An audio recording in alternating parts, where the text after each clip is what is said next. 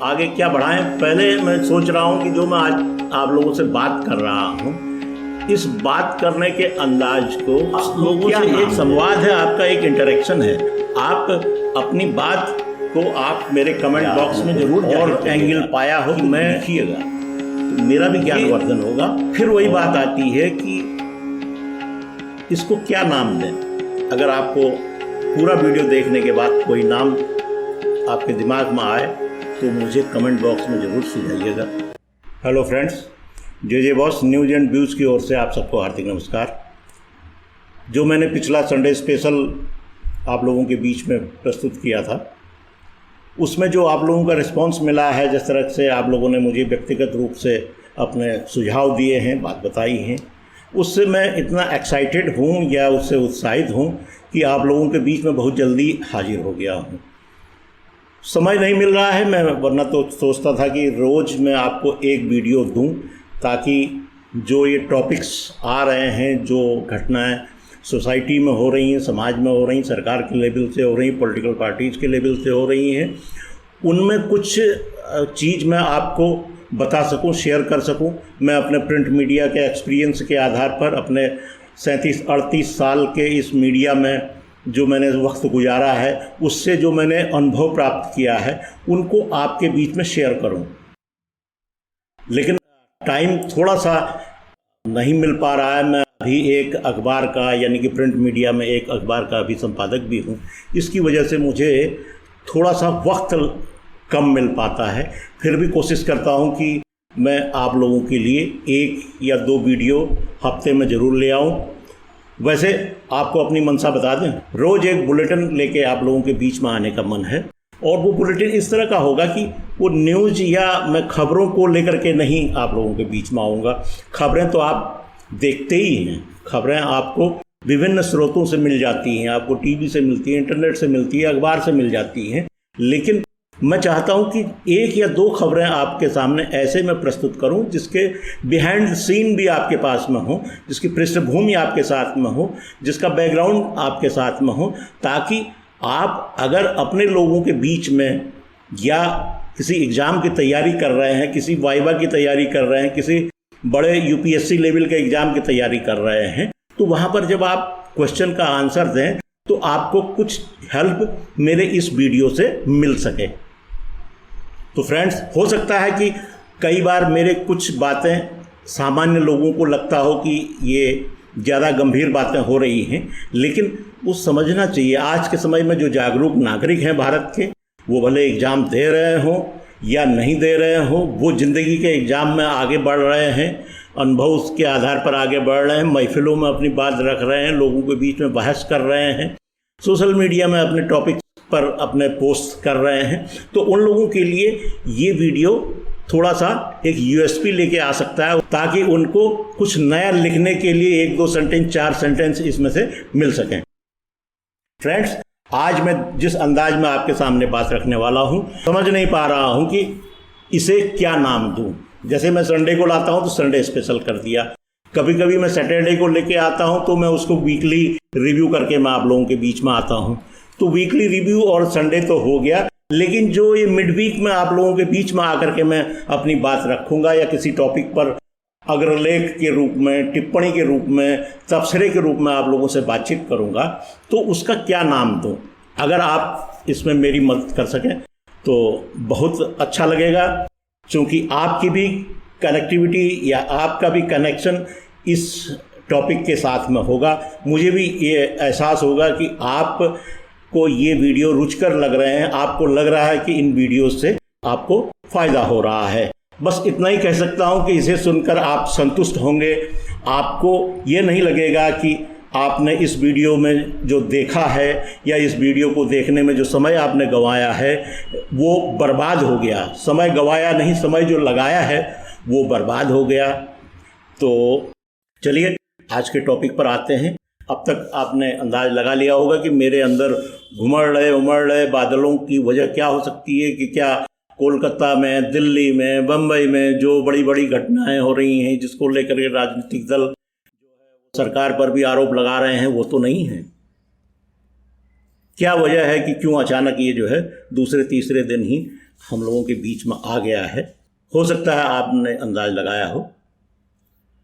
आप जा रहे हैं, ठीक जा रहे हैं। अगर कुछ लोग ये सोच रहे हैं कि मैं संजय राउत पर बात करना चाहता हूं, तो संजय राउत नहीं है। संजय राउत तो एक बहुत छोटे से पार्ट हैं और उनके सामने कोई समस्या भी नहीं है। ईडी ये पूछ रही है कि संजय जी, आपकी पत्नी वर्षा राउत के खाते में जो 83 करोड़ रुपये आए थे, वो कहाँ से आए, इसका सोर्स बता दीजिए, बस हो गया।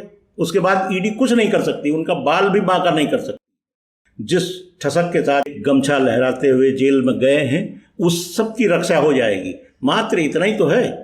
आप गलत नहीं हो, आप बता दो हमारे आपके अकाउंट में कहीं से पैसा आता है क्या, हमको मालूम नहीं होता है? कोई ऐसे डाल देगा तो भी हम पूछेंगे भाई कहाँ से आया, क्यों डाल रहे हो पैसा? वो उनको भी मालूम है तो बता दो भाई। बता देंगे तो आपको ईडी कुछ नहीं कर सकती। हाँ, ये है कि भाई वो किसी कानून के तहत अगर अपराध है तो न्यायालय अपने आप सजा देगा। तो बहरहाल एक छोटी सी बात है। अगर आप ये सोच रहे हैं कि दिल्ली में जो एसोसिएटेड जर्नल्स के ठिकानों पर जो छापे पड़ रहे हैं, मैं उसके बारे में चर्चा कर रहा हूँ, तो भाई ये बात वो भी नहीं है, क्योंकि वो भी एक बहुत छोटा सा पार्ट है।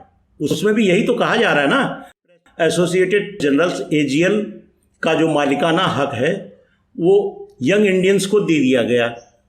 भाई कांग्रेस के शीर्षस्थ नेता जो हैं श्रीमती सोनिया गांधी और श्री राहुल गांधी जी से पूछताछ ईडी कर चुकी है, और वो इतना ही जानना चाहती है कि भाई देखो, ये जो आपने इनके स्वामित्व का हस्तांतरण ये किया गया है, स्वर्गीय मोतीलाल वोरा जी के बारे में जो कहा जा रहा है उन्होंने सब ये कर लिया, तो भाई ये इतना भर बता दीजिए उन्होंने कैसे कर दिया? क्या आपकी जानकारी में नहीं था? आप पार्टी चला रहे थे, आप सब लोग वयस्क थे, आप सब जानकार थे। क्या आपके मुलाजिम नुमा एक व्यक्ति ने सारा कर लिया और आपको मालूम ही नहीं? आप इतनी बड़ी पार्टी चला रहे थे, जानकारी दे दीजिए, खत्म मामला, आप भी किनारे हैं। लेकिन कहीं न कहीं कुछ न कुछ पैंच होगा भाई, कहा जा रहा है। और रही बात बंगाल की, तो ममता दीदी के मंत्री थे पार्थ चटर्जी, उनकी सहयोगी कहें या दोस्त कहें अर्पिता मुखर्जी, उनके ठिकानों से करोड़ों रुपया मिला है और अभी और भी मिलने की उम्मीद है या छापेमारी जारी है। कितना मिलेगा ये कह नहीं सकते हैं, ये आप खबरों में सुन लीजिएगा। लेकिन जो भी अमाउंट मिला है वो इतना है कि उसको साबित करने के लिए उन्हें अपना कुछ न कुछ कागज पेश करने चाहिए कि भाई ये जो अमाउंट मिला है ये यहाँ का पैसा है, भाई सरकारी खजाने का है, आपने कहीं किसी योजना के लिए निकाल रखा है तो बता दीजिए इस योजना से के लिए आया था, यहाँ से विड्रॉ किया गया, अब जा रहा है, बांट रहे हैं हम। या फिर भाई आपने गलत तरीके से किया है तो कौन लोग जिम्मेदार हैं, उनके नाम बता दीजिए, आपको मालूम नहीं। जैसे अर्पिता मुखर्जी कह रही है, भाई घर मेरा जरूर था लेकिन मुझे मालूम नहीं है कि कौन घर में आकर रख गया। और करोड़ों रुपया, भाई बास्केट छोटी मोटी होती, कोई सिम कार्ड होता या हम कहें कोई इनविटेशन कार्ड है, कहीं डाल दिया, सोफे के नीचे डाल दिया, पीछे अलमारी के पीछे डाल दिया, किसी ने डाला और चला गया।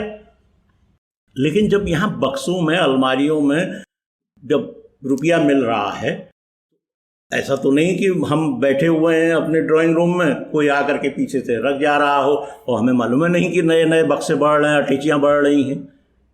तो भाई कुछ न कुछ तो है मामला। अब बात यहीं से आगे बढ़ाएं। आइए अब बात करते हैं ईडी पर। ईडी मतलब इन्फोर्समेंट डायरेक्टरेट, हिंदी में हम इसे प्रवर्तन निदेशालय कहते हैं। प्रवर्तन निदेशालय ने दिल्ली से लेके, मुंबई से लेके कोलकाता तक इन बड़े शहरों में तहलका मचा रखा है, प्लस संसद से लेके सड़क तक गर्मा गर्मी पैदा कर रखी है। विपक्ष कहता है कि महंगाई पर चर्चा करेंगे, लेकिन बात आ जाती है ईडी के दुरुपयोग पर।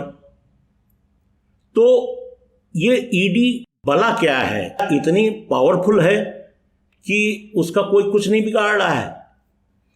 अगर किसी के खिलाफ वो गैर कानूनी कार्रवाई कर रही है तो हमारे देश में न्यायिक व्यवस्था भी तो है, हाई कोर्ट्स हैं, सुप्रीम कोर्ट है, उनके अगेंस्ट वहां जाकर के स्टे भी तो लिया जा सकता है। केवल पॉलिटिकल बयानबाजी हो रही है और उसी पर जो है रोकने की बात हो रही है। क्या ईडी इतनी शक्तिशाली है, इतनी पावरफुल है? अगर एक बार किसी ने कह दिया कि भाई इस कार्रवाई करनी है तो फिर वो कार्रवाई रुकती नहीं है। आइए हम फैक्ट्स पर बात करते हैं, जानते हैं कि ईडी क्या बला है।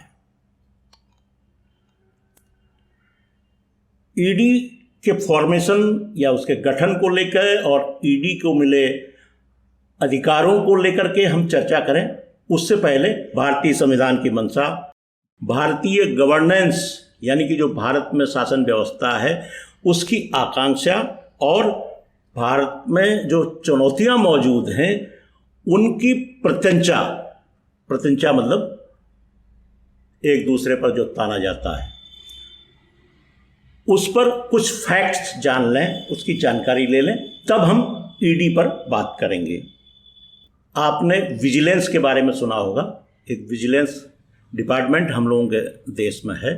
वो हर बड़े दफ्तर में उसका कुछ न कुछ भाग या उसका ब्रांच होती है और विजिलेंस कमीशन भी है, का एक कमिश्नर होता है ऑल इंडिया लेवल पर।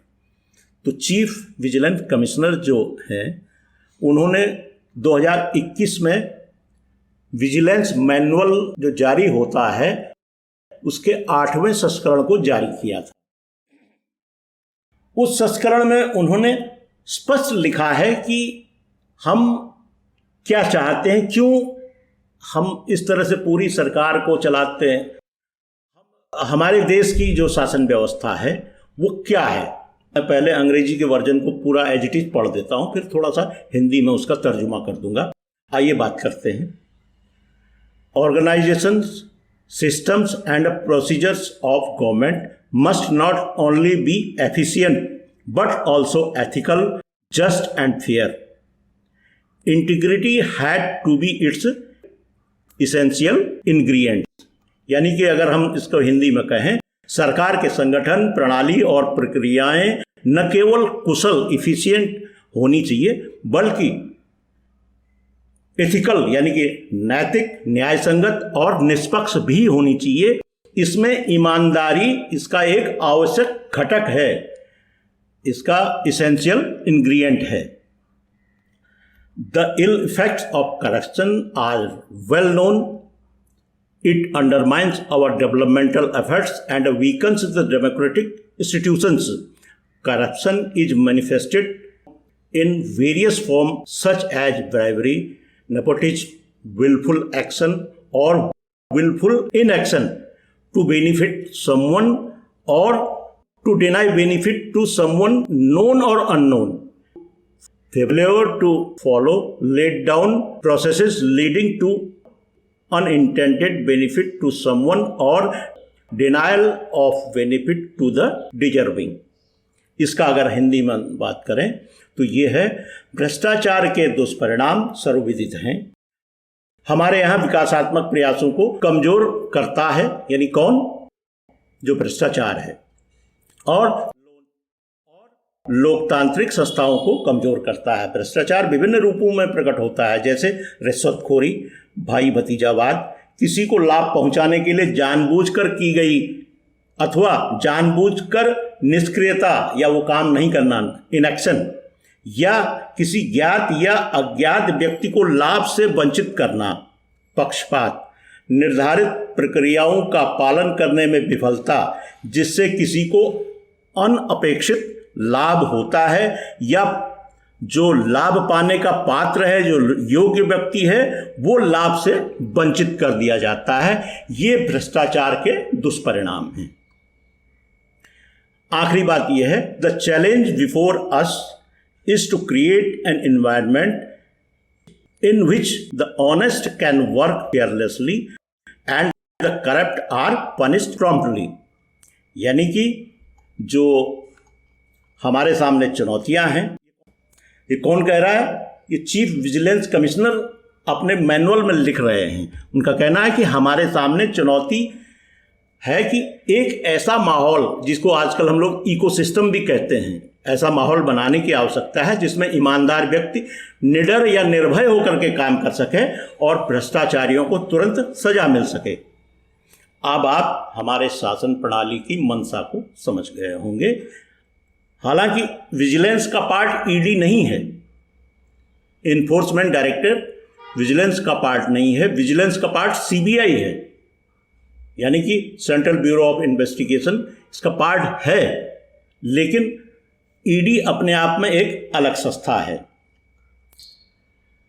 ईडी के गठन या ईडी की आवश्यकता या ईडी की कार्यप्रणाली पर हमारे संविधान विशेषज्ञ या कोर्ट के फैसले या हमारे कानून के जानकार क्या कहते हैं।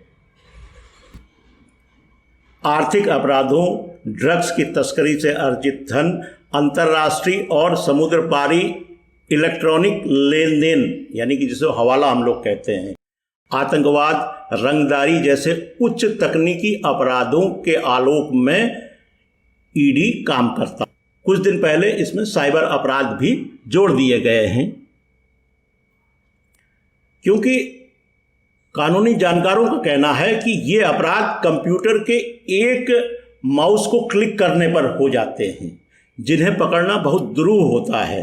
इनके सबूत माइक्रो सेकेंड्स में मिटाए जा सकते हैं या गायब कर दिए जा सकते हैं।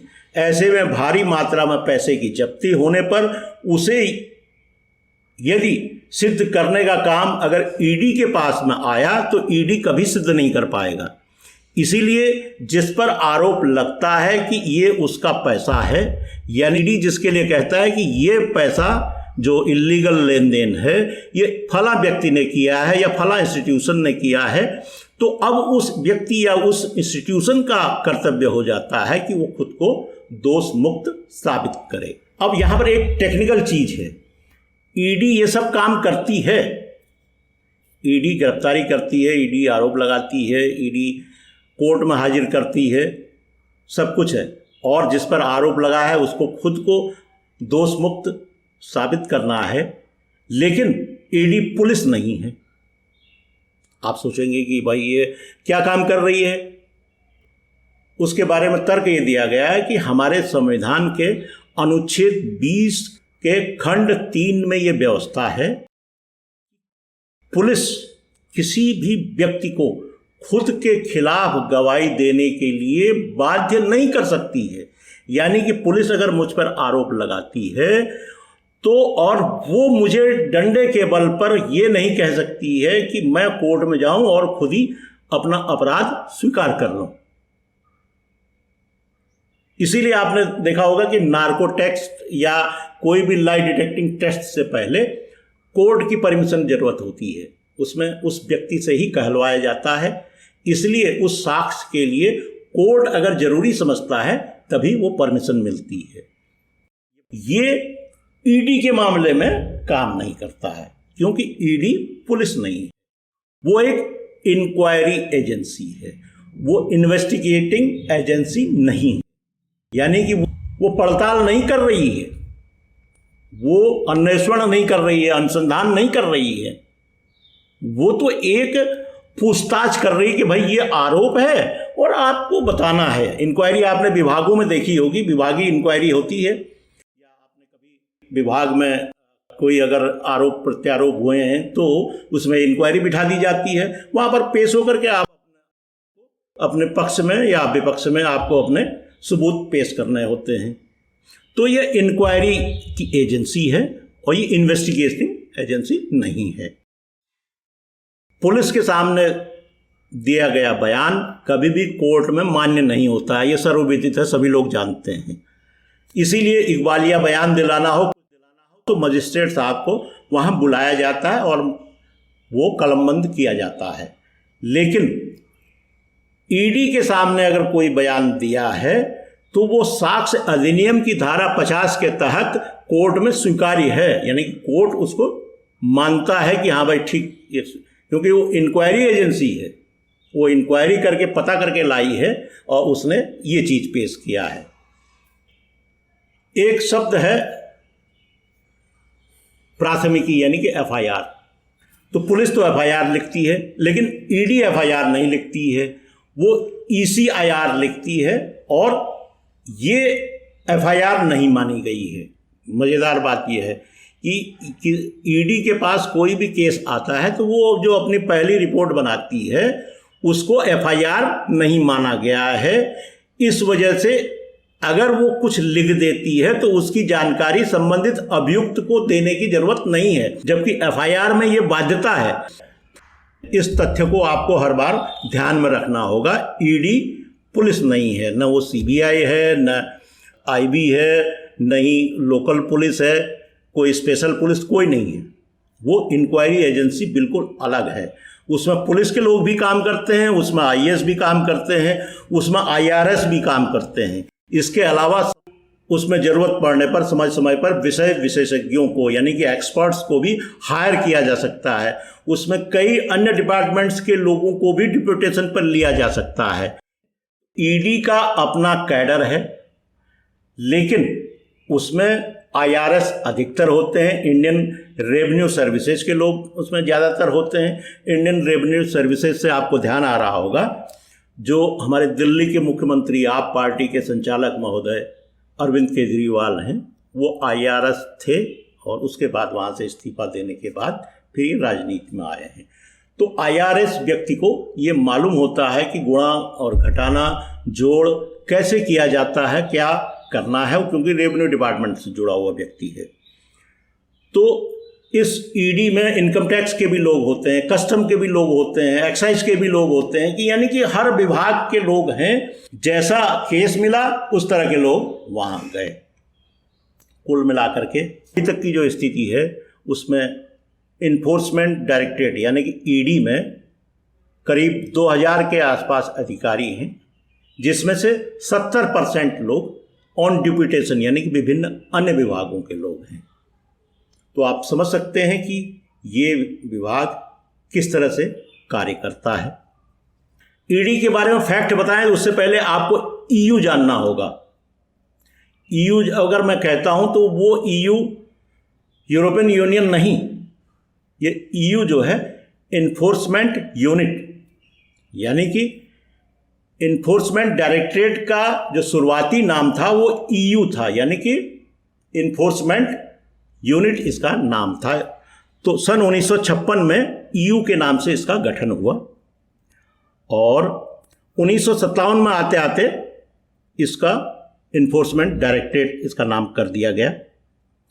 और पहले इसको जो है डिपार्टमेंट्स ऑफ इकोनॉमिक अफेयर्स के साथ अटैच किया गया था। बाद में इसे जो है डिपार्टमेंट्स ऑफ रेवेन्यू को सौंप दिया गया। ये सन 1960 में सौंपा गया। और कुल मिलाकर के ये सभी विभाग वित्त मंत्रालय फाइनेंस मिनिस्ट्री के अंडर आते। यह कभी भी कहीं भी किसी को भी गिरफ्तार कर सकती है, पहली चीज है। छापेमारी कर सकती है, दूसरी चीज है। और संपत्ति जब्त कर सकती है, तीसरी चीज है। इसके डायरेक्टर IRS ही हुआ करते हैं।